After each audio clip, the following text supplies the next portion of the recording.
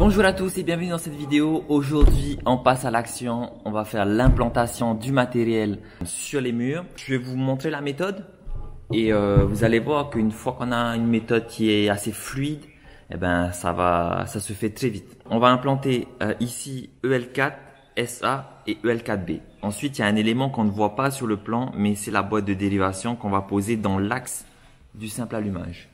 Première étape, tracer les axes principaux. Pour ça, on aura besoin du mètre, du marqueur, du marteau et des clous, du cordeau avec le niveau. Je vais d'abord commencer à mesurer par rapport à l'arête qui est ici, 30 cm, 90 cm, 150. Pour l'axe horizontal, je vais définir une hauteur aléatoire, je verrai sur place quand j'y serai.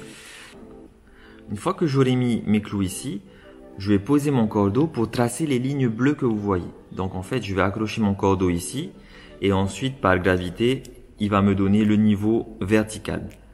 Je vais faire la même chose pour l'axe de SA et l'axe de EL4B. Et ensuite, avec un petit niveau comme ça, que je vais mettre sur le cordeau, ça va me permettre de me donner l'axe à niveau de la boîte de dérivation. Étape 2. Pointer les centres de perçage. Pour ça, j'aurai besoin de mon mètre, de mon marqueur, de ma boîte d'interrupteur, de ma boîte de dérivation, des douilles pater et des coudes IRL. Je commence par positionner les centres des appareils SA, EL4B et EL4A. Ces hauteurs sont indiquées sur le schéma architectural. Maintenant, je vais pointer les trous de perçage des appareils. Je commence par les pots des lampes.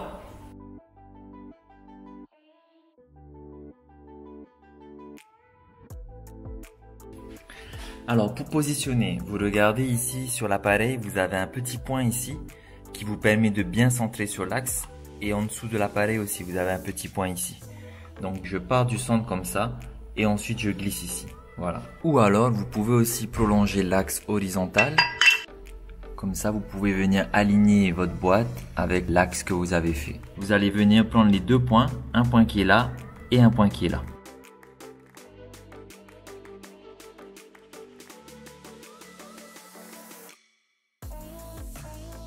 En même temps qu'on pointe les centres de perçage, on en profitera pour pointer les extrémités des appareils.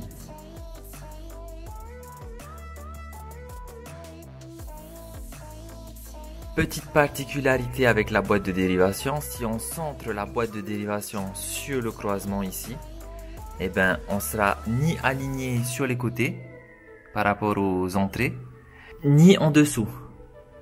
Donc, il n'y aura que celle du dessus qui sera alignée. Donc, ce qu'on va faire, c'est qu'on va décentrer la boîte de dérivation de telle manière qu'on puisse avoir sur les côtés l'entrée qui est alignée avec l'axe horizontal de chaque côté. Et en dessous, on va l'aligner pour qu'on soit centré avec une entrée. Voilà. Et de cette manière-là, on est bon. On remettra plus tard un axe au-dessus pour pouvoir aligner un tube.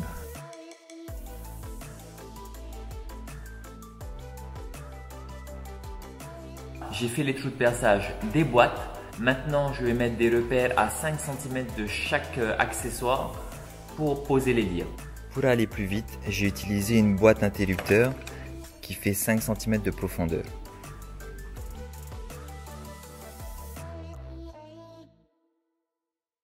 Tous mes trous sont repérés. Avant de continuer, il est important de bien vérifier que vous n'avez oublié aucun trou. Étape numéro 3, percer les trous. J'aurai besoin du perfo, des EPI spécifiques et de mon aspirateur.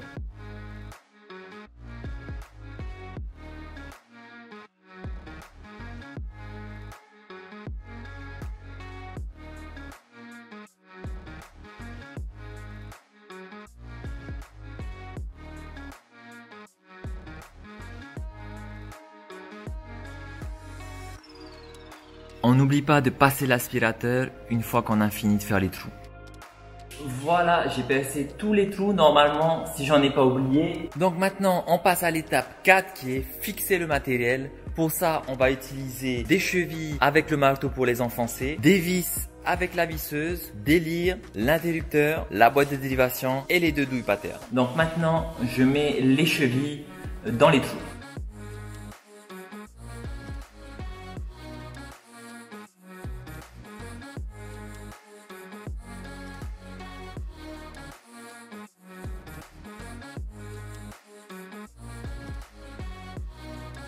Voilà, c'est fait, les chevilles sont installées. Maintenant, je vais commencer à fixer le matériel avec les vis. Je vais commencer par poser les lyres. La perceuse, je vais la mettre en mode visseuse.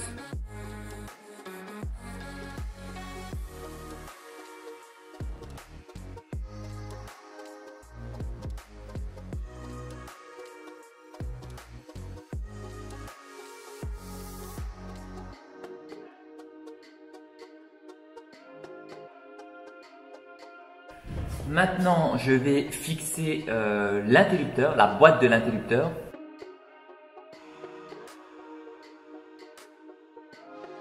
Je mets la boîte de dérivation.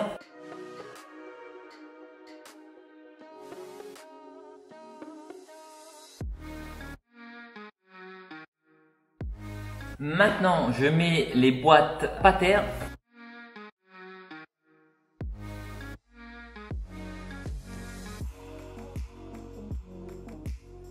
Et voilà, on a fini d'implanter tout notre matériel. Maintenant, la prochaine étape, ça va être de poser les tubes IRL. Pour poser les tubes, j'aurai besoin de la pince coupe-tube, de tubes IRL et d'accessoires comme des coudes. Quand vous posez un tube, il faut toujours que le tube pénètre de 5 mm dans la boîte. Voilà, le tube IRL qui va venir, il va s'arrêter à ce niveau-là. Pour éviter de devoir mettre à chaque fois mon coude ici, j'ai mis un petit repère ici tout à l'heure sur mes deux coudes.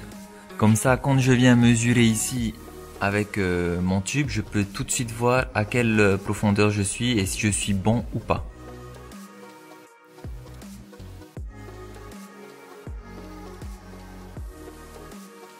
Maintenant que j'ai mis les tubes IRL, je vais poser les accessoires. EL4A, ça arrive ici, j'ai un petit coude.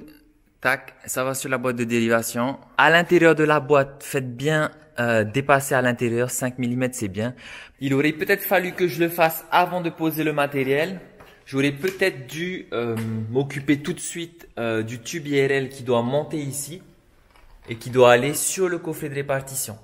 Parce que si je commence à faire le câblage et tout, après j'aurai encore de la poussière qui va arriver là sur ma boîte. Donc je pense que je vais le faire maintenant.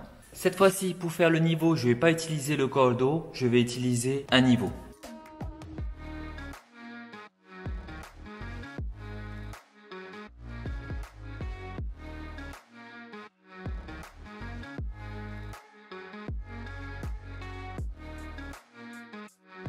Pour éviter de mettre de la poussière sur ma boîte de dérivation, j'ai fait un petit système avec un papier et un morceau de scotch que je vais coller juste au-dessus de la boîte de dérivation.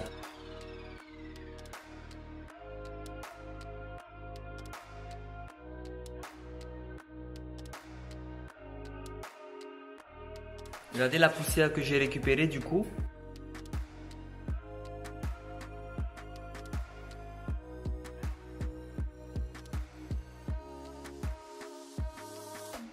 C'est bon, le problème est réglé, donc maintenant on a tout ce qu'il nous faut et on peut la prochaine fois commencer le job sans avoir besoin de revenir là-dessus.